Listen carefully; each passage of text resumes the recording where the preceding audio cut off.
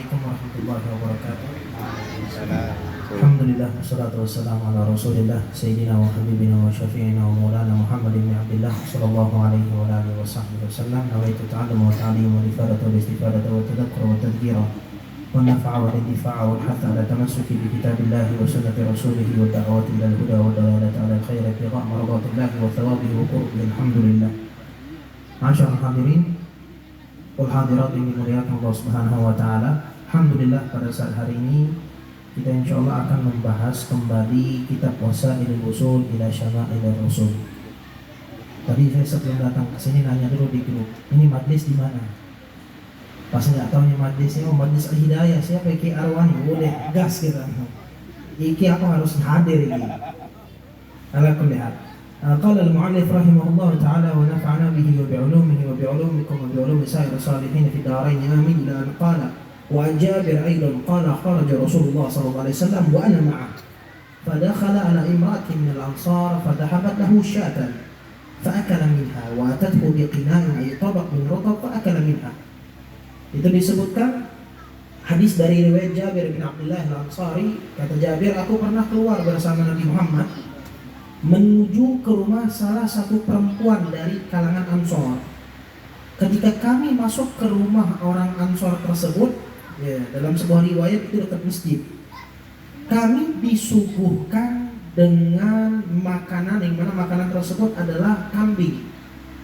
Disembelihkan kambing disuguhkan kepada kami. Maka kata Jabir, aku melihat Nabi Muhammad memakan itu kambing. Wa atathu biqina.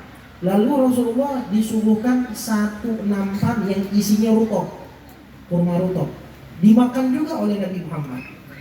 Nah ini masyaallah hadirin, disebutkan juga setelahnya tsumma tawaddu'a lidzuhur, lalu Nabi wudu untuk sholat zuhur. Ulama mengatakan dari hadis ini bukan berarti orang yang habis makan harus wudu, karena makan tidak membatalkan wudu.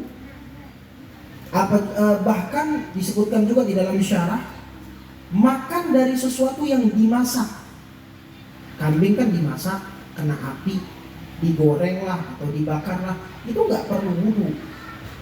Ya, nggak perlu wudu. Karena hakikatnya wudu kita nggak batal. Itu maksud nggak perlu, bukan berarti main sholat aja. Tetap kita udah ada wudu, misalnya habis makan, sholat aja nggak apa-apa, selagi kita nggak membatalkan wudu dengan hal-hal yang membatalkan. Seperti apa? Keluarnya sesuatu dari lubang kemaluan, depan atau belakang, apapun bentuknya, warnanya, kecuali sperma. Yang kedua adalah hilangnya akal, baik tidur, mabuk, pingsan, tidur, itu juga sama, kecuali tidur yang dulu. Ya, kayak ada orang sholat Jumat, nah itu nggak batal. Ya, yang penting mantap dulu. Yang ketiga adalah menyentuh kemaluan dengan telapak tangan, ya hatta anak kita, hatta bayi, itu juga batal. Yang keempat adalah yang membatalkan wudu kalau seandainya kita menyentuh lawan jenis yang bukan mahram. Ya apa namanya, kasir, ya kesentuh kasir Alfamart batal. Ya terus apa lagi, dan lain walhasil kalau lawan jenis batal. Ada nggak makan di situ? Nggak ada. Lalu kenapa di sini di hadis Jabir disebutkan tsumma tawaddu'a? Kalimat summa ini menjelaskan nggak lama dari makan Nabi langsung wudhu untuk sholat zuhur. Kata ulama, hadis ini menunjukkan bahwasanya Nabi pada saat makan li'annahu muhditsan. Nabi dalam keadaan hadas, maksudnya nggak ada wudhu. Adapun makan, la dalala fi ala wujubil wudhu mimma masakun nar wala ala nadbi. Nggak diharuskan orang wudhu habis makan. Ya, cuma ada orang yang mengambil dari hadis ini secara tekstual, seakan-akan oh berarti harus wudhu. Nah, kita ngikut kepada guru kita Imam Syafi'i. Imam Syafi'i mengatakan enggak batal. Tsumman sharafa, habis Nabi udah sholat zuhur, Nabi selesai, tuh perempuan nyuguhin makanan lagi kepada Nabi Muhammad. Ya, nyuguhin makanan lagi kepada Nabi Muhammad. Apa yang disuguhkan? Ulalatis syah. Yang disuguhkan kepada Rasulullah SAW adalah ulalatis syah. Ulalatis syah itu bagian sedikit sisa-sisa dari daging. Daging udah dicomot-comot tuh masih ada sisa ya. Ya biasa kan udah dicomot masih ada sisa di situ. Nah diambil lagi sama Nabi Muhammad. Ini menunjukkan Nabi Muhammad satu nggak milih makan.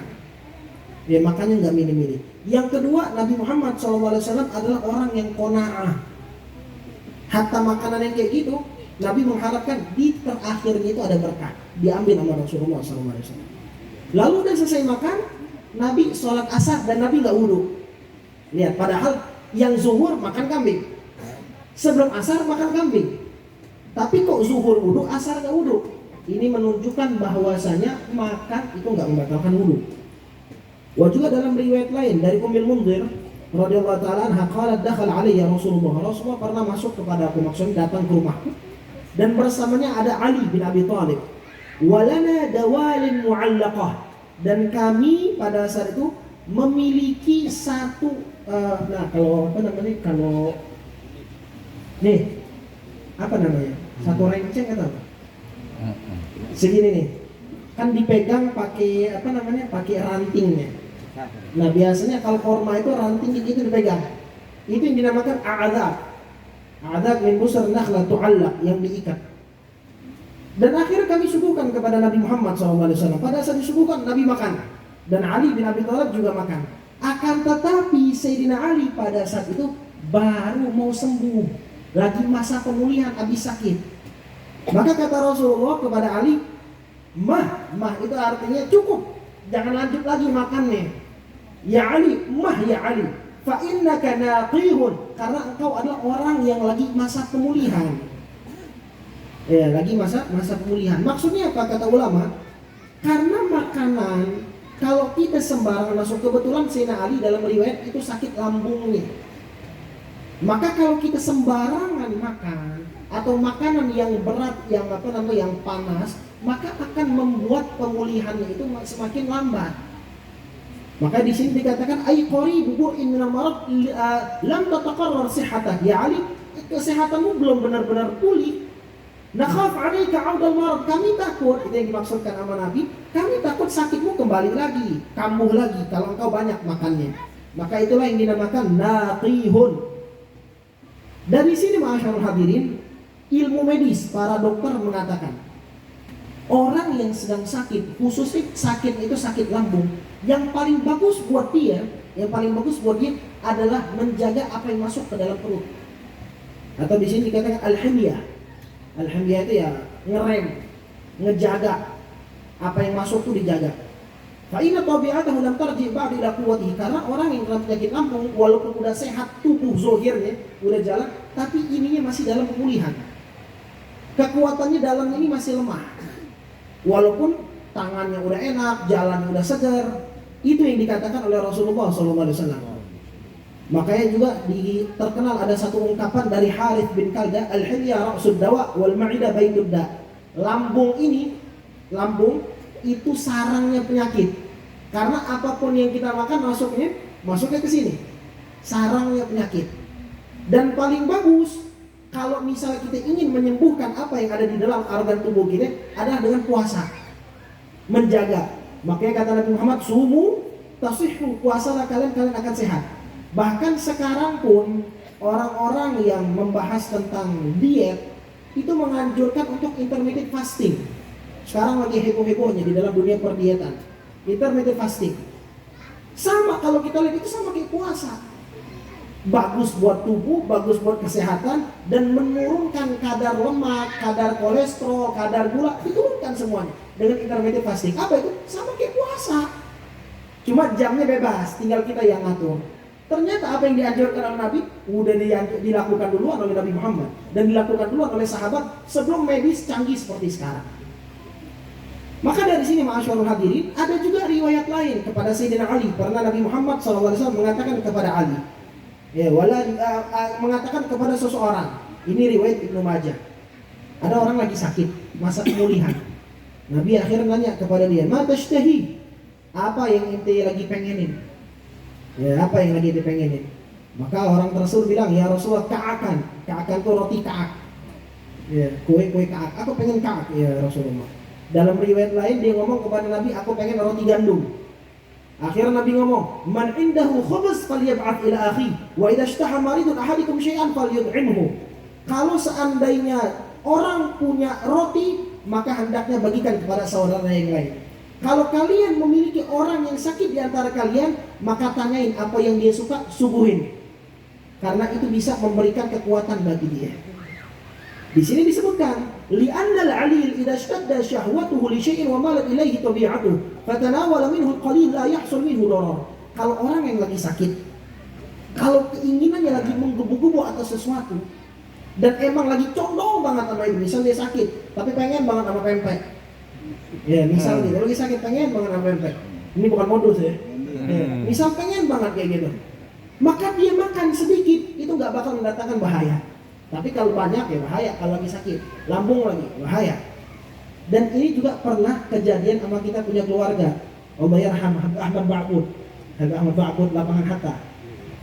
Itu saya dapat kisah dari anaknya. Beliau masuk rumah sakit diopname karena penyakit lambung. Cuma karena beliau ada darah Padang, pas lagi sakit masa pemulihan kangen banget sama nasi Padang. Dibeliin nasi Padang pagi sore, dimakan sedikit sembuh malah. Sesuai apa yang dikatakan oleh Nabi Muhammad SAW. Ya, tapi dikit.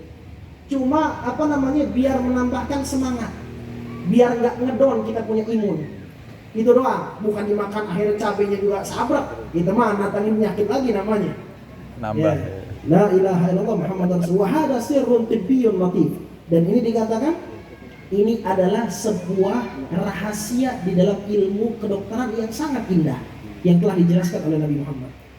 Akhirnya Sayyidina Ali pada saat disuruh sama Nabi stop, jangan makan lagi, gak makan. Karena kan lagi masa pemulihan. Qalat faja'altu lahum silqan wa sya'iran. Akhirnya kata perempuan tersebut, ya udah aku dengar Sayyidina Ali gak bisa makan, aku suguhkan makanan yang lain. Ya, aku suguhkan makanan yang lain. Makanya ma'asyarul hadirin, di Palembang, ya di kalangan habaib, itu kalau misal ada acara tahlil 3 hari, 7 hari, atau acara haul, itu terkadang memang panitia menyediakan makanan yang dibungkus dan nasi putih khusus. Tujuannya apa? Ya kalau ada satu yang nggak bisa makan nasi kebuli, dia udah ada nasi putih. Kalau ada yang puasa ditanya, oh kenapa nggak makan puasa? Langsung disuguhkan. Menyuguhkan apa yang bisa dimakan oleh sahibul oleh undangan, itu suatu sunnah yang diajarkan oleh para sahabat, yang dicontohkan oleh Nabi Muhammad. Ya, bahkan disebutkan juga di dalam kitab Jawahir Lulu'iyah, disuguhkan mutanawwi' minal at'imah, suguhkan makanan beragam, biar yang datang bisa milih, saya nggak mau ini aja. Itu sunnah. Makanya ini perempuan ketika melihat, wah Sayyidina Ali lagi pemulihan, nggak bisa makan, disuguhin yang lain. Disuguhin apa? Silqan wa sya'iran. Silqan itu bayam merah. Wa syair itu barley, kayak sejenis sereal. Ya, sejenis sereal. Maka pada saat disuguhkan kata Nabi Muhammad, min hadza fa'asid. Kalau ini makan kata Nabi Muhammad. Ternyata dari hadis Nabi ini juga ketika diteliti sama ilmu kedokteran, ternyata bayam bagi orang yang sedang kena penyakit lambung itu bagus. Dan juga bagi orang yang kena penyakit lambung untuk makan air syair. Itu kalau di Hadramaut banyak itu. Ya, air dari sereal barley itu diolah jadi kayak air minuman gitu, botolan, dijual sama orang. Itu disebutkan di sini, idza tubiqa bi usul sirik, yang namanya ma'us syair, air dari barley itu manfaat banget untuk orang di masa pemulihan nih. Apalagi kalau dimasak bersama itu batang atau bukan akar, tapi batang lah bisa dikatakan, batang bayam yang di bawahnya itu. Karena itu yang paling bagus makanan li dhaifil ma'idah, untuk orang yang lambung itu lemah. Ya, beda halnya kalau rutab, inab, karena ini makanan yang lumayan panas. Makanya Nabi ketika Sayyidina Ali mau makan, kata Nabi, stop, jangan sambung. Kalau makan ya coba dikit aja. Awal Sayyidina Ali makan gak dilarang sama Nabi, tapi udah mulai kebanyakan disuruh stop oleh Rasulullah Sallallahu Alaihi Wasallam. Wa ma'asyarul hadirin, ada riwayat lain juga dari Abdullah bin Salam. Itu kata Abdullah bin Salam, aku pernah melihat Nabi Muhammad makan potongan roti. Tiba-tiba disuguhkan korma. Apa kata Nabi Muhammad? Ini roti lauknya korma. Ya, ini roti lauknya korma. Maka dari sini Imam Syafi'i menganggap dari hadis ini bahwasanya korma itu bukan makanan tapi lauk. Ya, disebutkan dalam kitab ini oleh Imam Al-Lahji bahwasanya yang namanya korma menurut Imam Syafi'i itu lauk. Bukan makanan kayak biasa buah gitu, enggak, lauk. Karena kata Nabi Muhammad, hadhihi idam hadhi. Roti ini, lauknya ini nih, korma. Makanya banyak dari para ulama, para a'imah mengatakan an-tamar idam. Korma itu adalah idam, lauk. Wah juga pernah kita ngeliat di Hadramut, orang Solo makan nasi nggak ada lauk, korma ditaruh sama dia. Ya korma dicopot, udah itu lauk yang dimakan sama dia. Kalau kita nggak bisa, harus ada sambal. Ya, kalau manis kayak kita nggak masuk gitu. Kalau dia nggak, manis korma pun dimasuk. Sallallahu alaihi wasallam. Wah juga ma'asyarul hadirin. Di sini disebutkan dari Anas bin Malik, anna Rasulullah SAW kana yu'jibuhu thifil atau thuful.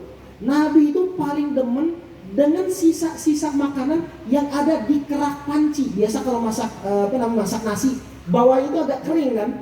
Apalagi kalau panci itu dari bukan kompor, kayu bakar kayak orang dulu kebuli. Biasanya bawahnya kering. Nabi paling demen dengan itu.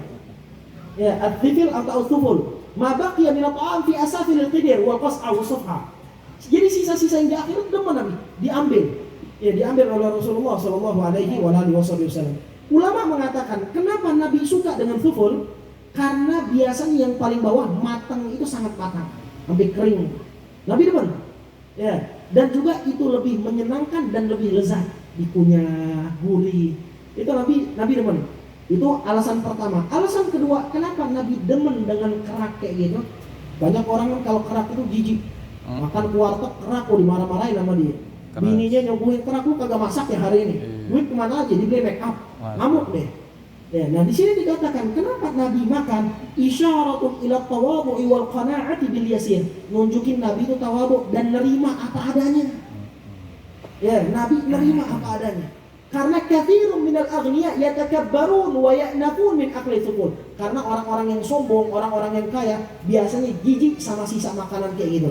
Padahal dalam riwayat lain Nabi mengatakan li'annahu la yadri fi ainal barakah. Karena orang tersebut nggak tahu berkahnya di mana. Dia udah makan satu termos, nggak tahu berkahnya di bawah, nggak dapat sama sekali. Kan sayang kalau kayak gitu. Kita makan tujuannya ngambil berkahnya, bukan cuma pengen kenyang-kenyangan. Wa juga ma'asyarul hadirin itu disebutkan wa kana Rasulullah sallallahu alaihi wasallam yuhibbu min asyahwat dira wal katif. Ini udah kita jelasin. Nabi demen dengan yang namanya kambing bagian pahanya atau bagian bahu.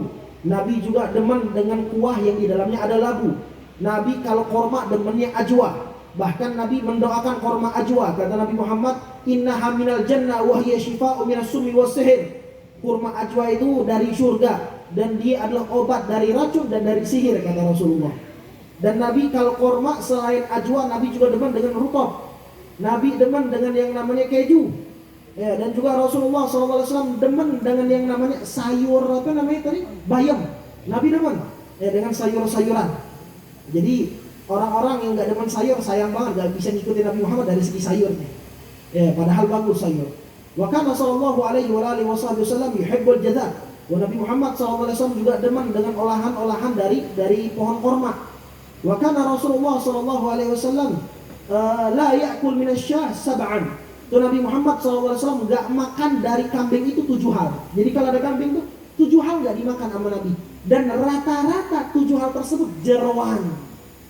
Ya, rata-rata jeroan. Subhanallah, yang diajar nama Nabi ternyata di ilmu medis pun sama. Kenapa? Jeroan kolesterolnya banyak.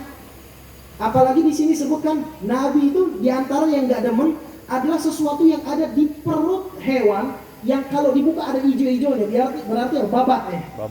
Babat. Nabi nggak demen. Ya, yang ada hijau-hijaunya di sini disebutkan. Nabi bukan hijau-hijau ya, maksudnya yang ada di perut. Ya, kalau warna Nabi paling demen dengan hijau. La ilaha illallah. Bahkan juga kemaluan, al-haya wa huwa al-faraj. Kemaluan kambing, kemaluan sapi, ada orang yang makan. Wa juga al-usnayain. Biji zakarnya nggak demen. Ada orang kan, ini buat kesehatan, buat apa? Buat kuat kalau kata orang ini. Torpedo. Tapi di sini disebutkan nggak demen. La ya'kul minasyah. Ya, sab'an. 7 hal itu nggak dimakan oleh Rasulullah SAW. Ya, nggak dimakan sama Nabi. Nah, kita tiru Rasulullah SAW. Wa yakrah li ghairi akalaha. Bukan Nabi doang yang enggak demen, tapi kalau ada orang di depan Nabi makan hal-hal ini, Nabi pun enggak demen. Bukan diharamkan, tapi Nabi enggak suka. Ternyata di sini disebutkan kenapa Nabi enggak demen? Li'annahu, karena di situ banyaknya penyakit. Ya, di sini disebutkan li'annahu katsirud da, karena di situ banyak penyakit. Wa juga disebutkan li'anna tab'a salim ya'afu hadhil asya' wa laysa kullu halal qatibu nafs li'aqli. Betul, itu halal, nggak haram, maka nggak diharamin. Tapi kalau emang di situ ada doror, ada bahaya, maka lebih baik ditinggalkan. Jadi kata beliau di sini, nggak semua halal itu adalah bagus untuk dimakan. Ya walaupun halal tapi nggak semuanya bagus dimakan. Makanya redaksi Al-Quran ketika mengatakan makanan itu bukan halal, tapi thayyibat. Kulu min thayyibati ma razaqnakum. Karena thayyibat itu bukan hanya halal, tapi halal plus bagus buat tubuh kita. Ya, 4 sehat, 5 sempurna. Wallahu a'lam bishawab. Insyaallah di pertemuan yang akan datang kita akan jelaskan lagi pembahasan yang lain. Hadani Allah wa iyyakum ajma'in. Wassalamualaikum warahmatullahi wabarakatuh. Waalaikumsalam.